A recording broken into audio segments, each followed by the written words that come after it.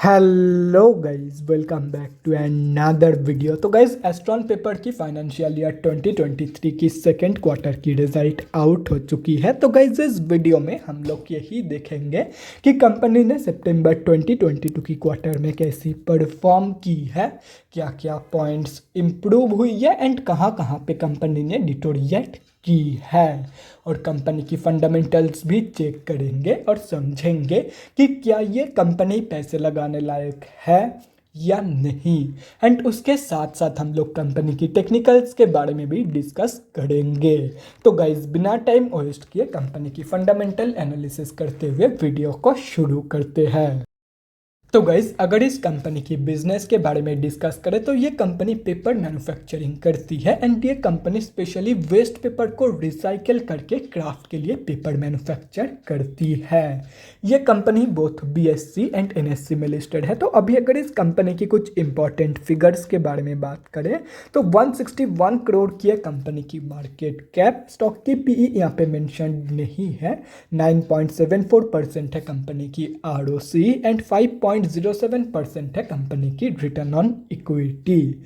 Last 6 months के return negative में जा चुकी है, नेगेटिव बाई 22.5%, एंड लास्ट 3 साल की सेल्स ग्रोथ 11.1% के आसपास निकल के आ रही है। कंपनी अभी अपनी बुक वैल्यू से सस्ते में आप लोगों को मिल रही है। डिविडेंड ये कंपनी आप लोगों को देती नहीं है एंड फेस वैल्यू 10 रुपये की है। तो अभी अगर इस कंपनी की सितंबर क्वार्टरली की रिजल्ट के बारे में डिस्कस करें तो सितंबर 2022 की क्वार्टर की अनऑडिटेड स्टैंडअलोन फाइनेंशियल रिजल्ट आप लोगों के सामने है एंड यहाँ पे जितने भी सारे फिगर्स दिया हुआ है वो सब लैक्स में है। तो गाइस, सबसे पहले हम लोग कंपनी की रेवेन्यू चेक करते हैं। तो सितंबर 2022 की क्वार्टर में कंपनी ने अप्रॉक्सीमेटली 98 करोड़ की रेवेन्यू जनरेट किया है, और अगर ये जून 2022 की क्वार्टर एंड सितंबर 2021 की क्वार्टर से कंपेयर किया जाए तो जून 2022 की क्वार्टर में कंपनी ने अप्रॉक्सीमेटली 116 करोड़ की रेवेन्यू जनरेट किया था, एंड सितंबर 2021 की क्वार्टर में भी कंपनी ने अप्रॉक्सीमेटली 116 करोड़ की ही आसपास की रेवेन्यू जनरेट किया था, जैसा कि यहाँ पे आप लोग देख सकते हो। तो कंपनी की जो रेवेन्यू ग्रोथ है वो both year on year basis पे and quarter on quarter basis पे नेगेटिव में जा चुकी है। तो अभी अगर इस कंपनी की नेट प्रॉफिट मतलब प्रॉफिट आफ्टर टैक्स के बारे में डिस्कस करें तो सितंबर 2022 की क्वार्टर में कंपनी ने अप्रॉक्सीमेटली 10 करोड़ की लॉस पोस्ट किया है। जून 2022 की क्वार्टर में कंपनी ने अप्रॉक्सीमेटली 4 करोड़ की लॉस पोस्ट किया था, एंड सितंबर 2021 की क्वार्टर में अप्रॉक्सीमेटली 2 करोड़ की प्रॉफिट। तो कंपनी की जो प्रॉफिट ग्रोथ है वो भी रेवेन्यू ग्रोथ की तरह ईयर ऑन ईयर बेसिस पे and quarter on quarter basis पे दोनों में ही नेगेटिव में जा चुकी है। तो अभी अगर इस कंपनी की प्रॉफिट मार्जिन के बारे में डिस्कस करें तो आप लोग शॉक हो जाओगे कि कंपनी की जो प्रॉफिट मार्जिन है वो भी रिड्यूस हुई है ईयर ऑन ईयर बेसिस पे and quarter on quarter basis पे। तो सबसे पहले ईयर ऑन ईयर बेसिस का मैं आप लोगों को शो कर देता हूं। तो गाइस देखो, सितंबर 2022 की क्वार्टर में कंपनी ने सिर्फ और सिर्फ 98 करोड़ की रेवेन्यू जनरेट किया है, एंड वहीं पे कंपनी ने सितंबर 2021 की क्वार्टर में अप्रॉक्सीमेटली 116 करोड़ की रेवेन्यू जनरेट किया था। मतलब यहाँ पे अप्रॉक्सीमेटली 18 करोड़ का गैप है। लेकिन अगर एक्सपेंसेस में देखा जाए तो एक्सपेंसेस में 18 करोड़ तो क्या 18 लाख का भी गैप नहीं है दोनों क्वार्टर्स के बीच में, जैसे कि यहाँ पे आप लोग देख सकते हो। मतलब ईयर ऑन ईयर बेसिस पे कंपनी की जो प्रॉफिट मार्जिन है वो ड्रेस्टिकली रिड्यूस हुई है। लेकिन क्वार्टर ऑन क्वार्टर बेसिस पे ऐसा नहीं है, क्वार्टर ऑन क्वार्टर बेसिस पे भी रिड्यूस हुई है लेकिन इतना ड्रेस्टिकली नहीं हुई है, वो ऑलमोस्ट फ्लैट है लेकिन slightly on the negative side पे है। मतलब कंपनी की जो प्रॉफिट मार्जिन है वो क्वार्टर ऑन क्वार्टर बेसिस पे स्लाइटली रिड्यूस हुई है। और रही बात कंपनी की ईपीएस की मतलब अर्निंग्स पर शेयर की, तो जो कंपनी की ईपीएस की ग्रोथ है वो भी बाकी चार्ट की तरह ही both year on year basis पे and quarter on quarter basis पे दोनों में ही नेगेटिव में निकल के आ रही है। तो अभी अगर ओवरऑल देखा जाए तो सितंबर 2022 की क्वार्टर में कंपनी ने हर एक जगह पे नेगेटिव ग्रोथ दिखाई है, हर एक जगह पे कंपनी ने डिटोरिएट ही की है इन सितंबर 2022 की क्वार्टर।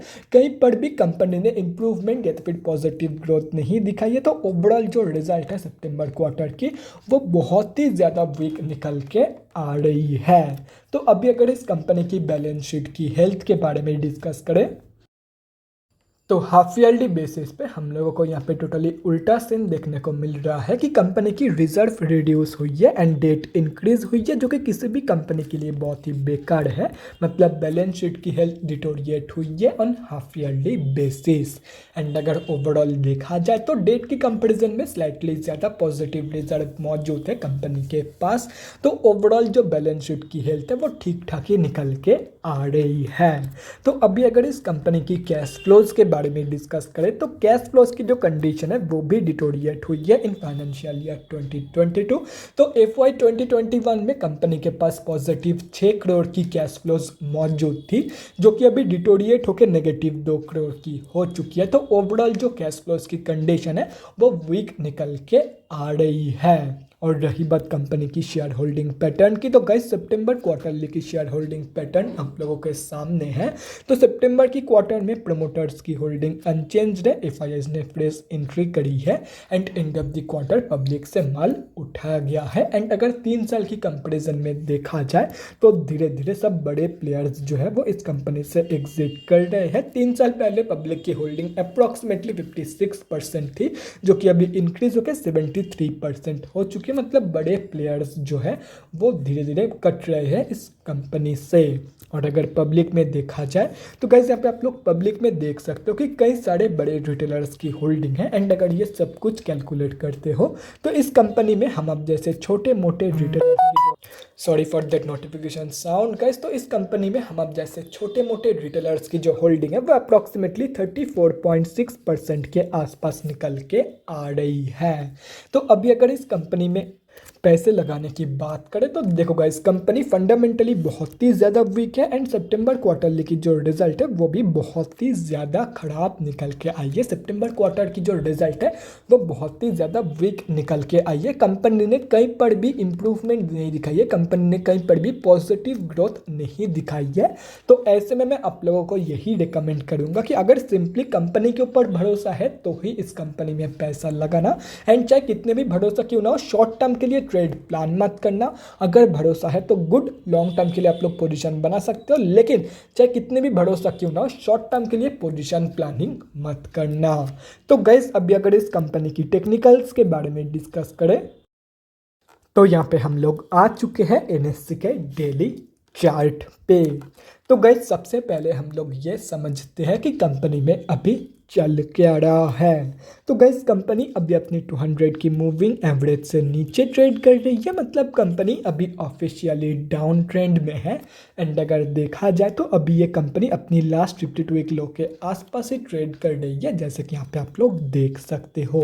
तो ऐसे में जिनकी भी होल्डिंग इस कंपनी में ऑलरेडी है उन लोगों को मैं यही सजेस्ट करूँगा कि सिंपली अगर ये कंपनी बाई चांस 31 रुपीज़ की जो सपोर्ट रेंज है अगर यहाँ से भी स्लिप कर जाते तो सिंपली एग्जिट कर लेना, क्योंकि इसके नीचे ये कंपनी कहाँ तक की फॉल शो करेगी वो कोई नहीं बता सकता है। क्योंकि अगर ये कंपनी अपनी लास्ट 52 वीक लो से गिरती है तो आप लोग 31 रुपीज़ तक की फॉल एक्सपेक्ट कर सकते हो फ्रॉम दिस कंपनी, जो कि इसकी नेक्स्ट सपोर्ट बेस भी है। लेकिन अगर ये कंपनी 31 रुपीज़ से भी नीचे गिर जाती है तो आप लोग कहाँ तक की फॉल एक्सपेक्ट कर सकते हो वो मैं नहीं बता सकता। क्योंकि देखो हो सकता है कि ये कंपनी 25 रुपये से सपोर्ट ले ले और ये भी हो सकता है कि ये कंपनी 20 रुपये से भी नीचे गिर जाए, तो वो अनप्रेडिक्टेबल है। तो सिंपली अगर होल्डिंग है तो अप्रॉक्सीमेटली 30 रुपये के आसपास एक स्टॉप लॉस लगा के रख दो। अगर ये कंपनी स्लिप कर भी जाती है तो आप लोगों का स्टॉप लॉस हिट हो जाएगा एंड आप लोग ज़्यादा लॉस होने के हाथ से बच जाओगे। तो अभी अगर फ्रेश एंट्रीज के बारे में बात करें तो मैंने पहले ही क्लियर कर दिया कि ये कंपनी शॉर्ट टर्म ट्रेडर्स के लिए नहीं है। बाकी रही बात स्विंग ट्रेडर्स की एंड लॉन्ग टर्म इन्वेस्टर्स की, तो देखो गाइस मैं यही बोलूँगा कि ये कंपनी शॉर्ट टर्म ट्रेडर्स के साथ साथ स्विंग ट्रेडर्स के लिए भी नहीं है, क्योंकि ये कंपनी बहुत ही शार्पली फॉल कर रही है एंड ऊपर से ये कंपनी डाउन ट्रेंड में भी है। तो ऐसे में अगर आप लोग कोई भी कोई भी स्विंग ट्रेड इस कंपनी में प्लान करते हो तो मैक्सिमम चांस तो यही है कि आप लोगों का स्टॉप लॉस हिट हो जाएगा। तो जानबूझ के लूजिंग ट्रेड लेने का कोई मतलब नहीं बनता, तो simply stay away from this company. और रही बात लॉन्ग टर्म इन्वेस्टर्स की, तो देखो गाइस अगर आप लोगों का भरोसा इस कंपनी के ऊपर है कि ये कंपनी लॉन्ग टर्म में आप लोगों को बहुत ही बढ़िया रिटर्न देके जाएगी, तो सिंपली ऐसे में जितना सस्ते में आप लोगों को एंट्री मिल जाए इस कंपनी में उतना ही आप लोगों के लिए एंड आप लोगों के फ्यूचर रिटर्न के लिए बढ़िया है। तो अगर ये कंपनी आप लोगों को अप्रॉक्सीमेटली 31 रुपीज़ या तो फिर उससे भी नीचे मिल जाती है तो आप लोग एक बहुत ही बढ़िया एंट्री ले सकते हो। मैं ये बोलूँगा कि अभी एंट्री मत लो, ये कंपनी आप लोगों को डेफिनेटली 30 से 31 रुपये के बीच में मिल ही जाएगी। बाकी अगर आप लोग अभी एंट्री लेना चाहते हो तो ले सकते हो, ये इंटायरली सब्जेक्टिव है, लेकिन मुझे लग रहा है कि सितंबर क्वार्टरली की जो रिजल्ट है वो वीक निकल के आई है। एंड अगर आज भी देखा जाए तो आज भी इस कंपनी में बहुत ही तगड़ी सेलिंग हुई है एंड अगर ऐसे ही चलती रहे तो इस हफ्ते में ही ये कंपनी अपनी लास्ट 52 वीक लो को भी तोड़ देगी एंड ये कंपनी अपनी ये जो 31 रुपीज़ की सपोर्ट है इसको भी तोड़ते हुए नीचे जा सकती है। चांसेस है 50-50 चांसेस है, तो आप लोग चांस लेके देख सकते हो। अगर ये कंपनी आप लोग को 25 से 20 रुपये के बीच में मिल जाती तो आप लोग एक बहुत ही बढ़िया एंट्री प्लान कर सकते हो। बाकी इसके आसपास भी आप लोग एंट्री रख सकते हो। अभी कहाँ पे एंट्री लेना है, वेट करना है या नहीं, ये एंटायरली सब्जेक्टिव है। तो guys that's it for this video. अगले वीडियो में मिलते हैं गाइज। Thanks for watching. और गाइज अगर आप लोगों के मन में कोई भी डाउट या क्वेरी रहती है स्टॉक मार्केट या किसी भी स्टॉक से रिलेटेड तो कमेंट सेक्शन में कमेंट करके मुझसे पूछ सकते हो, या तो फिर मेरे इंस्टाग्राम का लिंक आप लोगों को डिस्क्रिप्शन बॉक्स में मिल जाएगा, जाके वहाँ पर भी मुझे DM कर सकते हो for an one-on-one conversation. Thanks again for watching guys. Bye guys, and definitely guys stay safe.